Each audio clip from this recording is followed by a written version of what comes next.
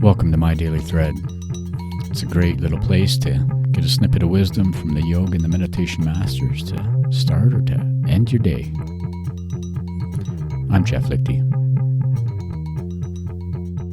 All right, my friends, I am so happy to have you joining me at the start of the week. My Daily Thread, looking for a snippet of wisdom. And we're doing that with the yoga and the meditation masters, specifically Patañjali. We're working on the second Pāda of the Yoga Sūtras. And those that are new to the podcast, that just means second chapter. Patañjali is the sage from about 200 CE or somewhere around there. Yeah, he's the guy that gave us these 196 little brief short form kind of statements about what yoga really is. And in those, buried deep in those, is some wisdom. So that's what we've been working on. That's the catch-up if you needed it.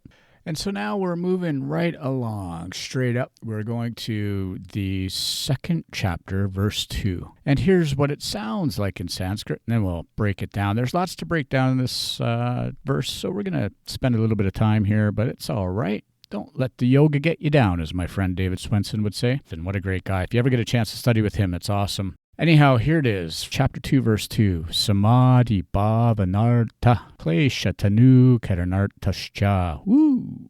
The Sanskrit. You wrap your tongue around it and something happens. You get tongue-tied. That's sort of what it was for me. All right, let's just break this down word by word for a second. Remember, hold on, even before we do that, let's think about this for a second. When we think about what we've learned up to this point, the purpose of yoga, remember Patañjali said Yogaś, citta-vṛtti-nirodhaḥ. Remember again, all Sanskrit just means this thing called yoga. We're studying it and we find it really on the inside of ourselves. And we're trying to figure out how yoga, chitta, vritti, there's this citta-vṛtti component in our mind that keeps us locked in the ever-present chirping. It's the old cartoon, right? It's the Devilkin on one shoulder and it's the angel on the other shoulder. And both are citta-vṛttis. Both are giving us input. For me, the Devilkin's won out a lot more than the angel. But anyways, that's my beautiful lesson. And still, it's all chirping, yakking in your ear, and telling you lots of different things. Ultimately, we're saying yoga, the real study of yoga, is to stop all of this chirping, move beyond it to this deeper level of absorption. And if you remember, way back in chapter 1, we talked about this thing called samadhi. And samadhi is a word that really means deep meditative absorption. A little bit like a trance. That is not the end goal of yoga, but it is one of the massive tools of this internal process of becoming deeply absorbed in whatever it is we're doing. I like some of the pop culture stuff that says I'm in a flow state. I think about some of my friends who are ultra runners and they get into the flow state. They can go into the pain cave. They can be immersed there and it's okay. They know that they're going to be okay. They know that their mind's okay. They